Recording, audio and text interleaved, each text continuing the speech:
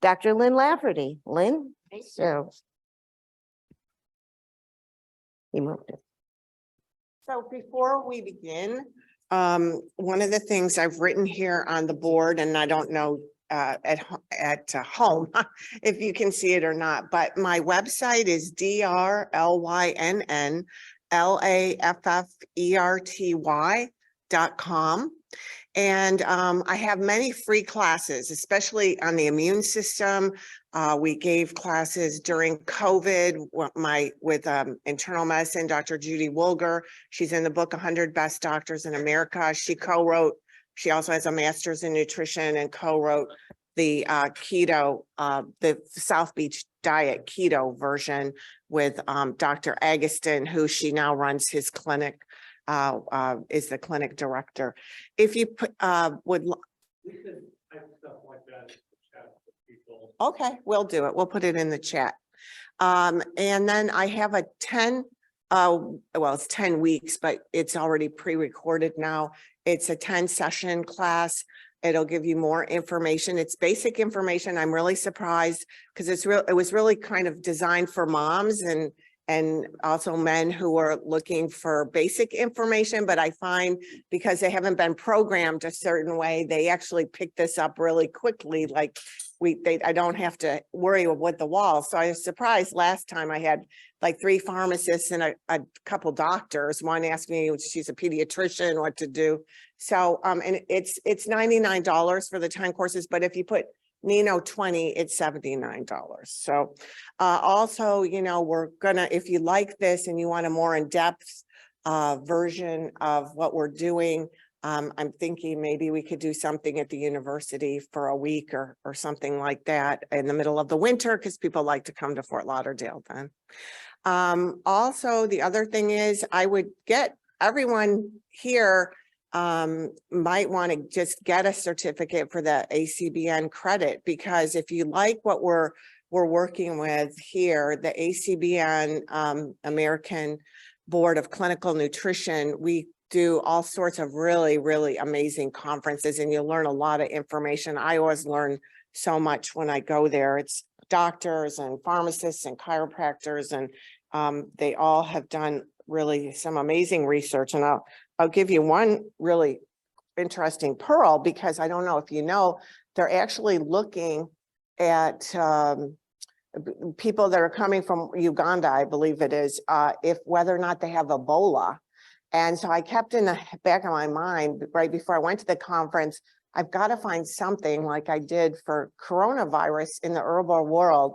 And they happen to have somebody who has been doing big studies like at Penn State and University of Minnesota in Italy on white oleander, which is a poison, but it's almost a homeopathic dose. And they looked at Ebola and it did kill that. So I just give you a heads up in case we've got another disease coming our way. So always nice to have, right? All right, let's see here. Thank you. I have no financial relationship with any lab or conflict of interest. Okay, so in my practice, the adrenals are everything. And like I said, my doctor knew that after graduating from University of Vienna in 1897 from medical school. And if you read the great old masters like Hippocrates, they said the adrenal glands were the center of the world. So testing the adrenals, I don't do it so much anymore because I've been doing this for 20 years. So I mostly can, when I look at people or I question them, but I still do the testing. It's just if they can't afford it. It's not an expensive test to do though at all. So just to give you a review of the adrenal, your chromaffin cells put out in the medulla of the adrenals, all your catecholamines, your adrenaline, your noradrenaline, which I talked to you yesterday, hits the locus coeruleus and the nucleus accumbens in the brain and activates the attention center. And it's derived from the amino acid tyrosine. And it's considered a specialized ganglia of the sympathetic nervous system, and it's the main source of dopamine, which someone is here with the addiction treatment. I actually do a nutrition course for that diplomate too, in that you get in substance abuse. And this is really powerful for that, because you said you wanted to know. Ken Blum did a lot of work back in the 90s. He's a PhD from, I think he was from Rice University, one of the Texas University. And anyway, what he showed was giving certain amino acids decreased cravings. I have a couple of doctors that own treatment centers in West Palm Beach, and they started doing that. But when you give IVs, you can actually elicit cravings to IV drug abusers. So all he did was they went and got a 5-star chef at their place and put in the protein and make sure they had the digestive enzymes. And sure enough, the cravings went down. And people really don't realize how important the food is. And it would be great in that space with addiction to give or ask your patients, what did they eat for breakfast, lunch, and dinner? And you're going to find carbs, carbs, and more carbs. So they don't even have the basic nutrients that they need to even make the dopamine themselves. So to me, that's what drug addicts are looking for. They're looking for those neurotransmitters that they're not making. And most of them come from very high-risk households. And this is something I ask my patients all the time. Did you come from would you say a household that had a lot of stress or, whatever? And they say yes. So anyway. So also, by the way, people that do come from a high-risk household, and we'll look at this in 1 second, usually also have menstrual issues, especially cramping. So if you have patients that have a lot of menstrual cramps, and I'm working with women in addiction at a place called West Care, they wrote me in the grant, and we're having really good success, but they got so many other things going on now, medical issues. So then you have the adrenal cortex, which is synthesis of all your hormones, the testosterone, dihydrotestosterone, which is responsible for male pattern baldness, also responsible for when women also, when they age, start losing their hair and they get a little bit of a mustache or hair growing where it doesn't belong. Pregnenolone, which is the master hormone, progesterone, DHEA, aldosterone, and cortisol, regulated by the neuroendocrine hormones secreted ACTH from the pituitary gland. Cortisol is produced in the zona fasciculata and the adrenal cortex. It increases your blood pressure. It increases blood sugar. So this is where, the blood pressure information comes in. Like John said, 200 over 100. I'm not going to figure out why at this moment. I've got to give the person a drug and then go back to the why and the lifestyle and things like that. They say it has an immunosuppressive action, but it plays a huge role because, as we saw, what saved the people that were in the ICU, a lot of them that didn't get the hydroxychloroquines, was the fact that they were given budesonide or they were given dexamethasone, which is a steroid version of cortisol. They put a fluoride over here. You've got fluconazole, beta-metha. Over here, you've got a beta-methylzone. So you can imagine, since those are mostly drugs of allergies and of asthma, that when asthma people come to me, what do I need to do? I need to get their own adrenal glands working. And a matter of fact, I have to say, I got a lot of the medical professors off their asthma drugs. So I was excited for that, and was a way for me to get in with them. So when you get to allergies, inflammation, because this is the strongest anti-inflammatory in the body. So when that is low, this is when a lot of the problems begin. So here, the test I order has 4 cortisols. It's done by saliva. DHEA, which is opposed to cortisol. It has basically opposite actions of cortisol. 17-hydroxyprogesterone, which is really important because that's the major source of cortisol. It's the precursor of cortisol. 2 insulin tests, which I absolutely love. You give a meal, you take the 4 tests first thing in the morning, and then at noon, but 1 hour before the noon dose, you have them eat something really sweet. Go get your favorite pastry, but not a lot of fat in it. I want a lot of sugar, because then an hour later, we can see we already have a preprandial insulin when they did their morning cortisol. Now I've got a postprandial insulin at noon to see what the insulin is doing. And that insulin, as a matter of fact, one of my students, there's a lot of, on my website, by the way, there's a lot of blogs that my students have done. And one of my students is actually doing a blog on the psychiatric effects of sugar dysregulation, whether it's hypoglycemia or diabetes, it's not regulated properly. Lots of psychiatric conditions caused by this.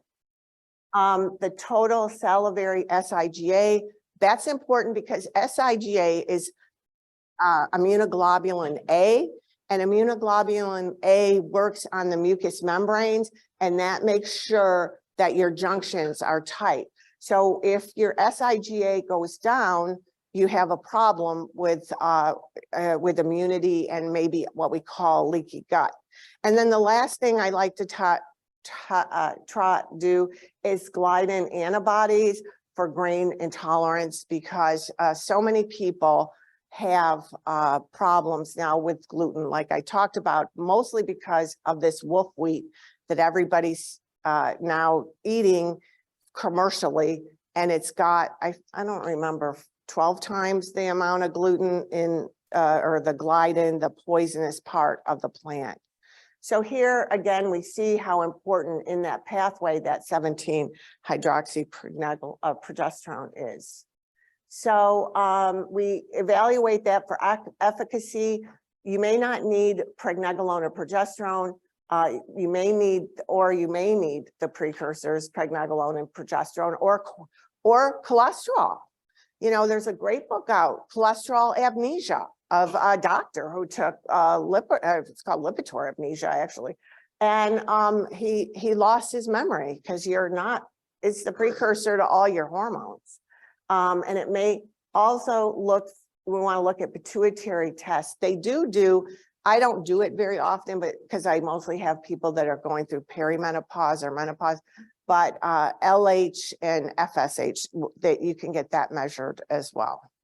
So insulin, which I just talked to you about, if they have postprandial insulin and it's very high, well, we know that you have probably diabetes or pre-diabetes and insulin resistance, which shows me that that cell membrane isn't working properly, which I talked about yesterday, the importance of fat.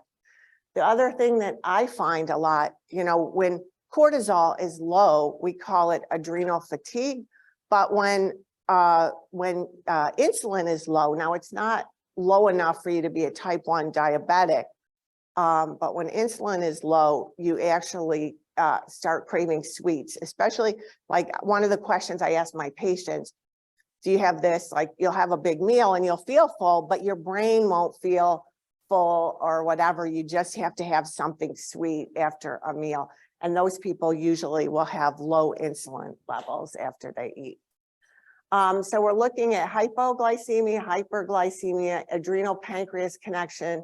And then of course you want to do your A1C, because we talked about the importance of looking at glycation in the inflammatory response. So important. If your SIGA is low, Candida albicans can cause mucosal and systemic infections. So you want to make sure that, and it's sensitive to the cortisol DHEA balance and sympathetic tone. So whenever you're in fight or flight, SIGA will be probably low in the body. And then again, we talked about this. It doesn't really detect, I mean, it's like a pre-screening tool for celiac disease, but you would need more diagnostics than this than to have that diagnosis. So here is someone's results of the 4 adrenals here. And excuse me, what we can see here, this is very low. Now, there is research that shows when your adrenals are low in the morning, it's very connected to depression. So what we want to do, what I do is I use the desiccated adrenal with the whole food multivitamin, which will have all the B vitamins and minerals in it. You could also add more Bs if they're really sluggish. If they're feeling kind of good, but not great, then I'd add more B vitamins here to raise this up in the morning. And I'll tell you what, you will have a patient for life, because they're like, oh my God, I haven't, like I told you that surgeon, she was like, I feel like I did 15 years ago. I can't even believe how much energy and how good I feel. So this is just one of the most important tests and things that you can do for a patient. Matter of fact, I actually do this if they're really sluggish and have a lot of fatigue. I do this before I would do a cleanse, like a liver cleanse that we talked about, or a GI cleanse. I would get them feeling better first. Now, one of the topics that I'm going to just talk about, John's going to talk about a lot more, is we would call this a flatline adrenal here. And this would be what we would call adrenal fatigue. But the other most important thing here, even though these two are in range, it's not about being in range. What research shows this too, I figured this out before I found the research, was if, as you can see right here, is a slope. And this slope especially happens at about 9 p.m. It really takes a dive. And that's when cortisol has to drop. If it does not drop, this flat line, and matter of fact, this patient here, she had been in the military at 26. She went into Iraq. She ran, because she was a college graduate, she went in and as an officer and ran the biggest prison of 35,000 patients in Iraq. And then she had a company of like 45 employees, I'll call, underneath her. So she said, I never slept because it was a 12-hour shift. And then all day people were asking me to sign their leave papers, or there was a problem with someone and I had to go address it with a senior officer. So she said, I hardly ever slept. So when you're in war like that, your adrenals are on 24/7. As you're on fight or flight. So when she comes back, now they've crashed at 26. So they had her on Prozac and 2 sleeping pills. They had her on the old one, Restoril, and they had her on Ambien, and she still couldn't sleep. So what we have to do here, what we have to do here is we have to raise her morning dose. I raise it at 2 o'clock, give her another dose of the multivitamin and desiccated adrenal. And then something called phosphatidylserine, that with, I use the whole food vitamin C, those two things break cortisol down. And that's why when you are under high stress, you start getting a wrinkle, you start getting gray hair, because that fight or flight will take precedence over your blood vessels or whatever. So it starts ripping apart, especially your blood vessels, in order to get that vitamin C to bring down that cortisol, because you couldn't live under that much stress. And a matter of fact, I had a male who had been in the war and got hit like 4 times by IUD, his Humvee rolled over, et cetera, et cetera. He had 4 things that happened to him. And when they went in, they said, oh, we'll just go in and repair your, he broke his wrist. We'll go in and surgically we'll repair, you know, your ligament. And it was like torn to shreds. And it wasn't really from the accident. Probably when you have a weak part, that's what the body goes over. That's why Lipitor, right? You get all sorts of muscle complaints, especially in the thigh, because the muscles have the CoQ10. The heart is the thing that uses the most CoQ10. So the body goes, well, you know, this Lipitor is using, the statins are using up my CoQ10. So I got to go find it from somewhere. So it starts ripping apart that muscle to get the CoQ10 out. So it lives. So it's really amazing, the hierarchy and the consciousness of the body. So is saliva accurate? Human saliva as a diagnostic specimen, especially for hormones, it's more accurate actually because it's in equilibrium with your blood, with your cells, not with your blood. And especially as you age, sex binding globulin can reek with what the blood levels are and everything. And the codes are the same. So they don't know if you've tested saliva, if you put the code down, or you've tested blood. And a matter of fact, this lab, I believe, will take insurance too. So what's the pro? It's easily obtained. There's many analytes for screening, diagnostics, and monitoring. So we can see all these metabolites and we can get a picture view. And a matter of fact, my old boss, who was one of the smartest pharmacists, he's also 86 and went to Columbia. If anybody here works with fertility, what he did was he had that lab do an 11 sample hormone panel over a 30-day period to see what the woman's hormones were doing. And 90% of the time, the reasons people, if it's the woman's problem, is they don't have enough progesterone, which means they're under a lot of stress because that progesterone's instead of going into progesterone, your hormone, or for your hormones, and for the egg to be implanted and get fed and everything and plant itself, you're under way too much stress. So as a matter of fact, we would see a lot of times women would get pregnant during the test and the egg would just go on through because not enough progesterone. So usually what we worked with a gynecologist who would give 200 or 100 milligrams of progesterone suppositories. We had a compounding pharmacy and would do that. So it's a really wonderful way to get a picture of something big like that. The biggest, the only con that they had in this article, and they tell you, I remind my patients several times, do not brush your teeth until after you've taken your sample, because here they say possible blood from gums could get into the sample. And if that happens, they'll just send you another kit and say they need to do it over.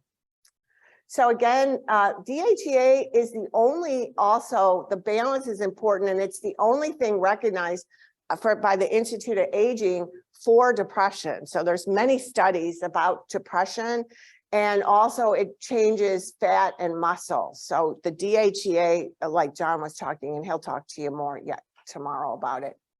Here again, what I showed you, this was not the same woman, but the woman that I had told you about before, her, the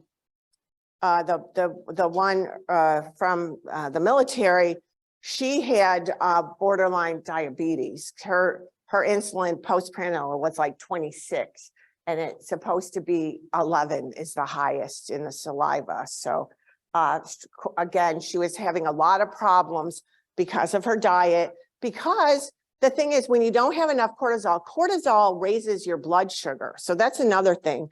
Doing a morning blood sugar may not be the best thing because they're looking at it with cortisol being normal. So if cortisol is high in the morning, your blood sugar is going to be higher, would show higher than it would be normally.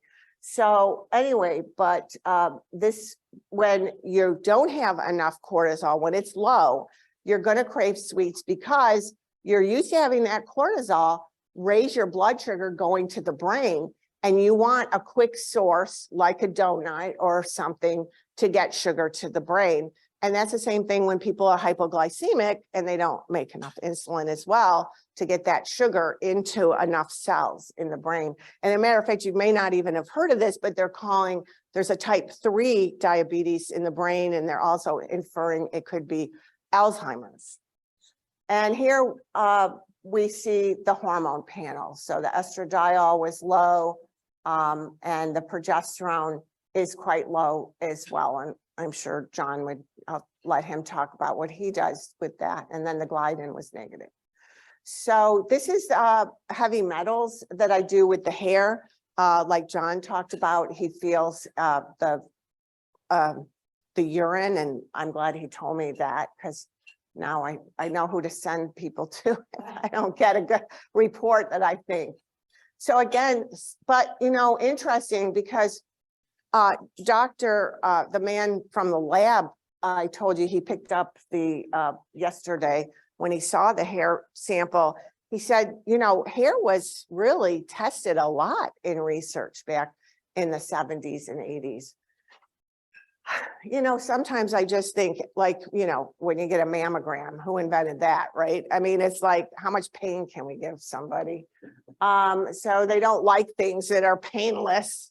Maybe they feel like people won't like it as much. Then also the second, for me, most important is the microbiome, the stool, to see what's going on in the microbiome. And most of these we couldn't see in the past because we didn't have the PCR technology to see the DNA. It's just like those protomorphogens I talked about. They have 24 microRNAs. They just found that out like 3 or 4 years ago because they didn't ever have the equipment to be able to find out what was really in them. So here, what we see here is different. Yersinia enterococca is high. Now, Yersinia is very connected to thyroiditis. About 75 to 80% of people with thyroiditis, Graves, and Hashimoto's have Yersinia enterococca antibodies in the blood. It should not be there. And by the way, that's why I got my job actually at the taking this labs that they aren't a lab anymore. They sold off to another company that doesn't do half the job they used to do. But I helped so many people because I learned from them that almost all autoimmune diseases come from bacteria from the gut or come from viruses. So it's amazing. You can't, I don't have a way to look at the viruses. What will we do? We do tests for viruses like Epstein-Barr virus, but not in the stool. They don't test for that. So here also we see we have other opportunistic. Klebsiella very much tied, and this was a patient who had rheumatoid arthritis, very tied to rheumatoid arthritis. We also see Prevotella tied to it. We also see Clostridium they have found. And my boss, who's now the head of integrative medicine, she's not my boss anymore because I'm working the pharmacy school. She was when I was in the medical school. She's an amazing doctor. She's like 70 and she was a pathologist. And she said, Lynn, we used to get to do cool things like do punch biopsies of rheumatoid arthritis patients. She goes, there's all sorts of bacteria floating around there. And they've known this since 1976, that rheumatoid arthritis, it was infectious. I mean, they've known that. And the other thing, and I didn't finish this yesterday with you guys, I only got to the cholesterol part, but she said there were also little crystals floating around of calcium down there. I said, I knew that because, and this goes back to our plaque, which has the calcium. We didn't get to the calcium part. Actually, phosphorus makes calcium go into solution. So I do a test with my patients, and I'll have them, let's say they have arthritis in their hand, or I'll have them bend over if it's their hip or whatever. And I'll say, okay, move your hand the best you can. Don't push yourself. And they maybe go to here. And then I have them take a shot of the phosphorus. It's lemon, it's sour. And wait a couple of minutes while I look at I do a nail analysis. And then I go, okay, now try it again. And they're like, that's magic. What happened there? Because it actually must melt those little tiny crystals of the calcium. And now all of a sudden they can move their hands. So it's kind of neat, a neat little trick. And this is the other cool thing for me is when they tested the sensitivities here, they found 2, ampicillin and amoxicillin were sensitive. The rest were resistant. But when they did the natural, and I will say, I always see superior results with the herbs I use. So like I said, when you go to a CVS or something, you may get a drop of something. You probably 95% are getting the wrong part of the plant. That's why these herbs that I use are more expensive. And the other part I love is they're enteric coated. But there is, I can't really name brands, but there really is a very inexpensive product. It's an enteric coated oregano oil that I love for my patients. And it's right now there's like 3 bottles for $27. So, no, you don't want to use oregano oil drops. It's very, very hot. And also, if people ever get oil on them, don't use oil. I mean, don't use water. Don't ever use water to try to get rid of it, because water and oil don't mix. You need to put olive oil on it so it'll lessen itself. Yeah, they're capsules of oregano oil. And what I love about enteric coating, because this mostly takes place where you have the loose junctions in the GI tract where these are leaking out. What I love about enteric coated things, and this company makes all their stuff basically enteric coated that's for the GI, it's going to release more in the GI tract and not in the stomach. Okay. And again, so here is black walnut. Don't ever give it to a horse. It is poisonous for horses. But your garlic, so there's studies that show that garlic went against Cipro in a urinary tract infections, and it was equally as effective. Uva ursi, I don't use this one very often. Artemisia, I use a lot. That's the wormwood, and it's also good for parasites. Berberine, a lot of doctors use this, which I would not use for, it's also good for diabetes, but berberine's the only one in golden seal, which I just love. Golden seal's one of my favorite for the GI tract. It's the only one that I've ever read that may have, you get resistance to. So it's something you don't want to use every day. And I don't think berberine's the best choice for diabetes. Lion's mane is one that really brings down, if you're looking for like one herb, that'll bring down blood sugar and blood. Caprylic acid from coconut oil, carvacol from oregano, European from the olive leaf, quinic acid from cat's claw, thymol from thyme and myrrh, and onducleic acid from castor oil, which, by the way, do you know you can't grow castor beans in the United States? Does anybody know why? Because it makes the poison ricin. So they're illegal to grow here. So, and as you can see, they have antibacterial and antifungal activity.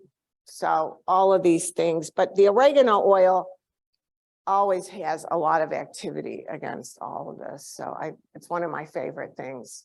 3 million people have celiac, thyroiditis, again, the antibodies to urine are cydia. And then again, when good germs go bad, rheumatoid arthritis, SLE, lupus, Crohn's, again, colonization of, in Crohn's, there's a really good article from the University of Sweden with 157 references that are all studies that show that Crohn's is from when E. coli go rogue, like they start mutating and may cause Crohn's. And then probiotics help to treat Crohn's, helps in ulcerative colitis, helps in, everything pretty much. And then they do the urinary organic acid tests. And these will, organic acids are a broad class of compounds formed during metabolic processes, digestion of fat, proteins, and carbohydrates. The acids are what are left to generate cellular energy. And that phosphorus, that phosphoric acid that I give people, that gives you energy too, because you need phosphorus for ATP. Urinary acid measurements looks at the assessment of what's going on in the body. And we can also look and see vitamins and minerals and the enzymes. We can look and see also about, we can also look and see about neurotransmitters as well. Several diseases with abnormal organic acids, depression, anxiety, cardiovascular, neurocognitive decline, diabetes, eating disorders, and different things that are addressed, malabsorption, dysbiosis markers, so you can see if there's more bad bacteria than good, your cellular energy and mitochondrial markers, vitamin markers, neurotransmitter metabolites, toxins and detoxification markers, and oxalate markers, which you look for kidney stones. And these are my, so are you gonna address homocysteine and, or just, okay, go ahead and, okay. So homocysteine and what we talked about yesterday, the methyl tetrahydrofolate, and this is to see if you have that gene, which about 20% of America have, or it doesn't work very well. So you want homocysteine in the methionine pathway to go into that, and ultimate into cysteine and glutathione. And you need that methyl tetrahydrofolate in order to do that. Homocysteine causes damage in inflammation in your blood vessels. And I don't know why the insurance companies used to, I don't know if anybody does this, they used to pay for it, then they didn't. I don't know if they're paying for it now or not.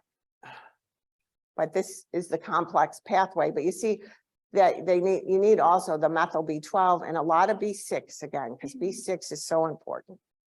And this is just another way of looking at that pathway. So here again, homocystinuria in CV, very early onset. So this is actually a condition that 1 in 200,000 young people have. And these are, it would be interesting to see these athletes that are dying young, to see if they have this on top of it, because this damages the blood vessels constantly at a young age. So it really is a good thing for this. And then of course, if people are on methotrexate, all their folic acids being used up or blocked, and lack of B vitamins will cause a high homocysteine. So any questions? Yes.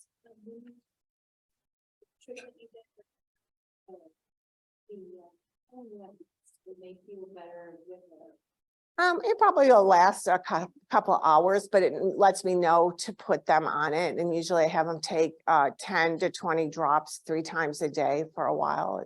It's really amazing in arthritis. It really is. It's, yeah, you find energy. So my students always say, oh yeah, we'll take a hit with the lady, and they have big smiles on their face because, oh, it wakes you up and you feel better. Another trick that I do is I put a little peppermint oil on your finger, the type that you can eat, and put it on the roof of your tongue, and then breathe it in. And oh man, it just opens up your sinuses. And of course, peppermint oil is very good for headaches and also for digestion and things like that. So that's another, I have a few little tricks. And there is a company, the company that I use, they also have a zinc test, so that when you put this solution in your mouth, it doesn't taste like anything. It tastes like water or nothing. You don't really taste anything. Then you count to 10. If they taste metallic before 10, then you need zinc. If they don't, you won't. Now I use a chelated zinc again that comes from liver, and why I think that's so important. For vitamin C to really work, you have to have copper, and copper is juxtaposed to zinc. So it worries me that I did put people at first on high doses of just zinc, but then I switched them over to that because I know a lot of people have been on zinc for a while. And I like the zinc from this chelation because since it's chelated with liver, it's going to have its copper with it. It's just like when you do wheat germ oil in nature, like you're always going to find selenium in nature with vitamin E. So things that are high in vitamin E. So yeah, any other questions? Think a lot of your patients might have adrenal fatigue. How about you? Yeah, I had to treat myself for it too. So yeah.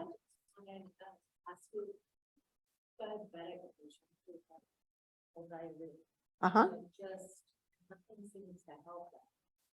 And, I mean, there are some of them are end-stage renal that are on dialysis as well. But, I mean, is that, would you? My first thing would be to go for a probiotic, because they probably have dysbiosis, because as a diabetic, you're much more likely to get infections. So they, I mean, they've been probiotic, they've done. Well, they might not have a high enough dose, or they might not be using the right one. You can do it, yeah, do a stool analysis. That's the best way. But some oregano oil, if you know, because you have very elderly patients, right? And they probably may not be able to afford the stool analysis. Coconut oil is always great for everything. It's like you saw, it's antimicrobial. It's great for the brain because it's a fat. So, you know, and they're in the keto diets and a lot of the brain diets, they're, you know, telling people put coconut oil in their coffee or, you know, whatever. So, yeah.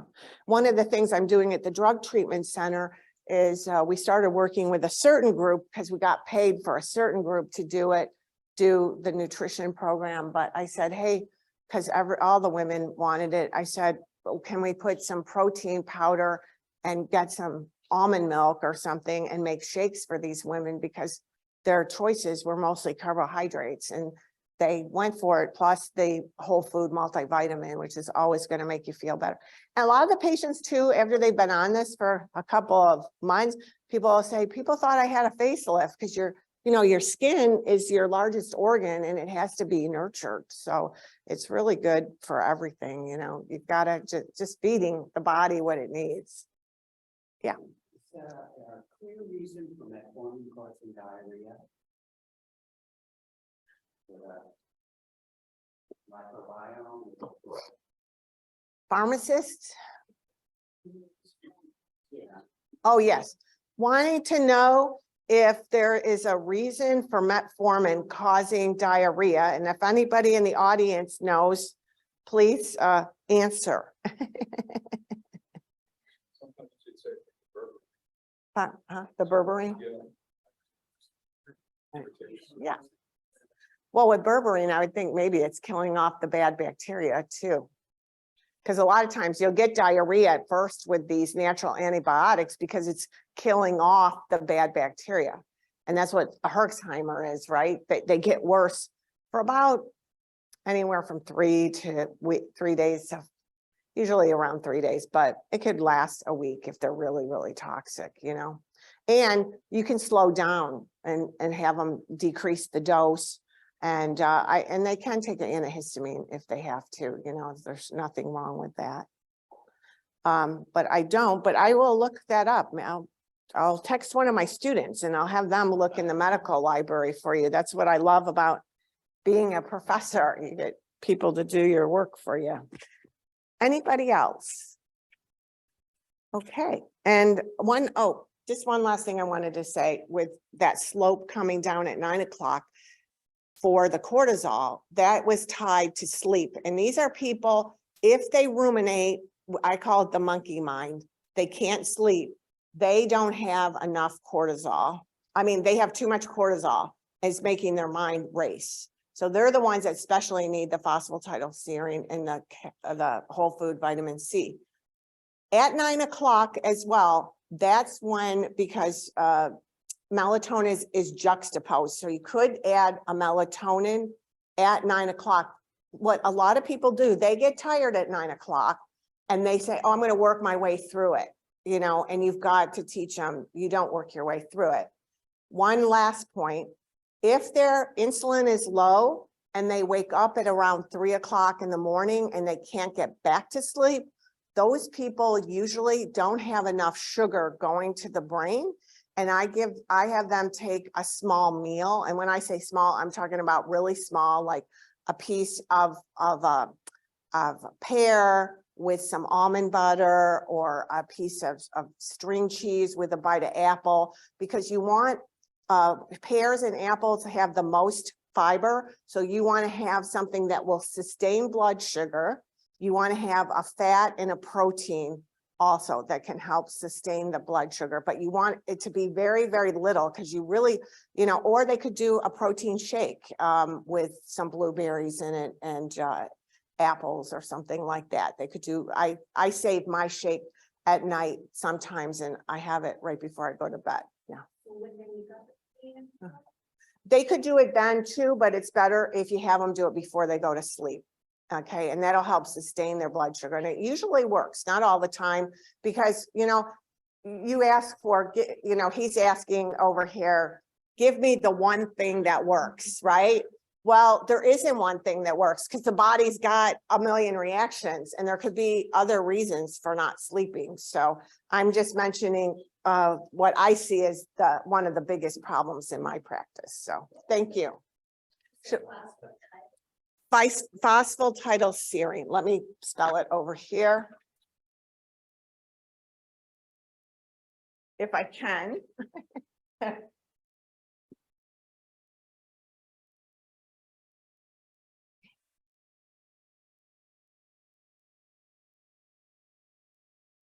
I'm not a good speller, but that's close.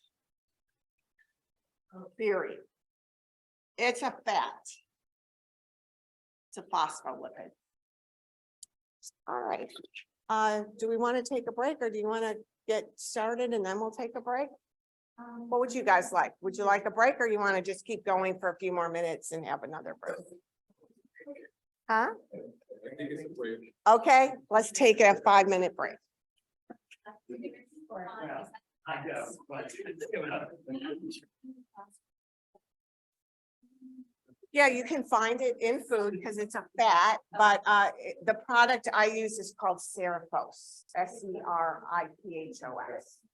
But you can, like Life Extension has it, there's other companies that make it. Do you use it? Yeah. I was having trouble with my broken leg sleeping. I was taking a lot of it and I play a game. And I was getting up and I'm like, oh my God, I'm doing so good. And I go, oh, I'm taking the phosphatidylserine because there's like about 1,000 studies, really, the studies are about cognitive function. Sort of stuff. Yeah, I have people take it every hour for about a week. I have them take it like maybe 6, 7, 8, 9. If they're really got a monkey mind, yeah, at night. If not, you can just take a couple before you go to bed. Or I take it around 9. That's where you really want that cortisol to spread. Yeah.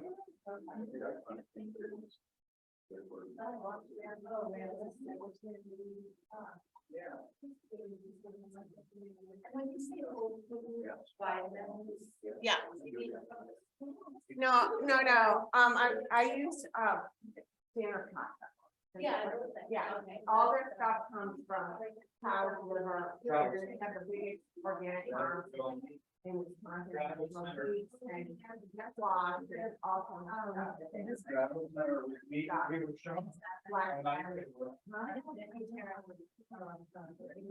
Yeah, they have a company called Medicare, so in Australia. Their global doctors are primary care doctors and their herbs are regulated much more. Kind of for quality, except for not having a doctor. They don't care about, you know, things like when you use golden seal, it's the root. Where all of it. They can put a flower in there. The retail price for my golden seal is $47. They have their own organic farm. And is that a subsidiary of Stanford? No, it's a different company, but they're quality and like equal to each other. You can also get it in the United States. But yeah, they just are so in the quality. He's a good old boy that said, listen, I've got my plane. It's kind of cute. Offer $billions every day. Right, but they're not going to my family helped me hearing these stories of how you reverse, you know, rheumatoid arthritis and or there's like nothing makes me happier and $1 billion would make me that. He doesn't sell his company anything. It's everything. Yeah, when I was at the pharmacy, a lot of the one pharmacy he was pharmacy study also was. And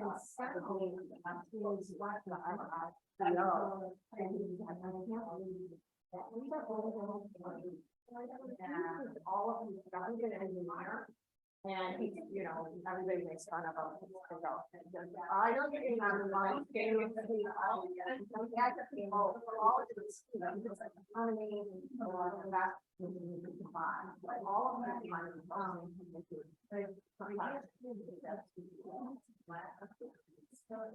It's so amazing.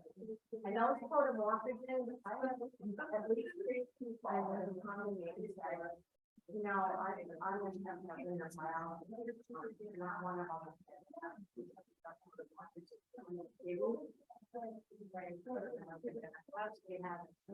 Well, it talking about everything, because when you get damage of the cell, the whole sheet, right? I went from 333 to 223. I say 223 after the file.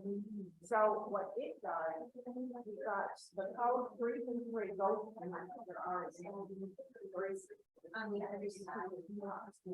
Okay, the messenger RNA can also get from viruses, pollution, drug samples, blood sugar. So that what they're studying is from young animals, usually, you know, they get them from organic or from grass-fed, the kidneys. And then they figured out they didn't know what they were. They came up with the 30s, but they found it's not like somehow it's the hearing that. Oh, I don't know how we can do it, but I knew that it was. It goes to that particular organ. Maybe. Well, you know what? People don't even know. This man, decided that he was the most educated in the world about it. He got to state he was #1 genetic school in the world. He totally won. And he said, I've never even used fetal. It's like, what is he saying in a mouth? And well, how do they say when they get it? So over here, the code of your code is the code of your cheek. So no, that's what I'm doing. We're like on gigantic. Yeah.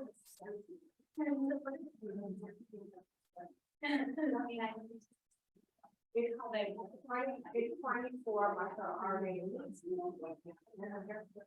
it's a big league motor force.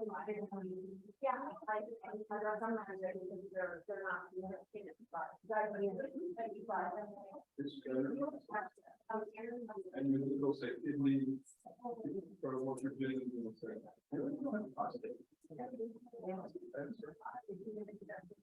Oh, no,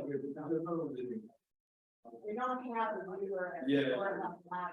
Yeah, bladders, that's what, yeah. Bladders, that's what it is. But, yeah.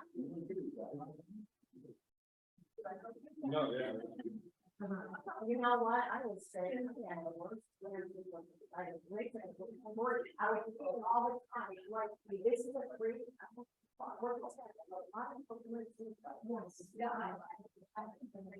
But I'll find this slide. Research is done. And she was out. So it was situated. Yeah.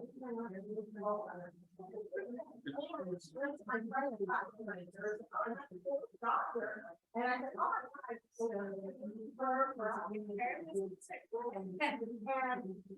and in my father, and then my father, when my child, and then I'm going to why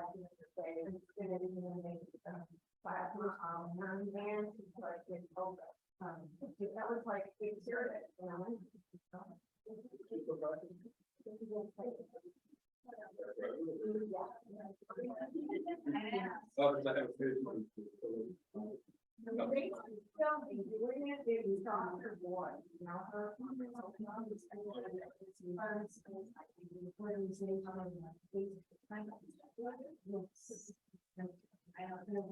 Well, one of the good things would be hello, and so we get that. Well, we have marketing stuff on and I just want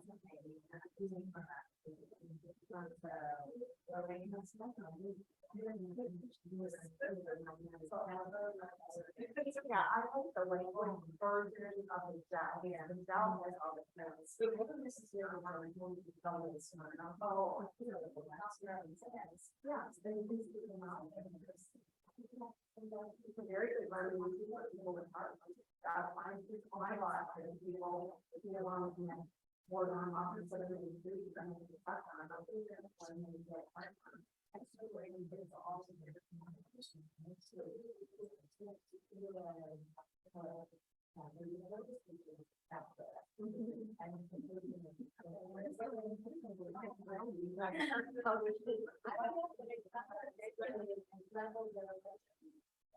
There's so many things inside. In your blood, levels of blood sugar, you know, that's why bursting is that one that I was.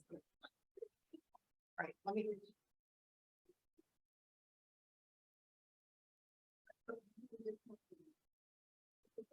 Take it away, John.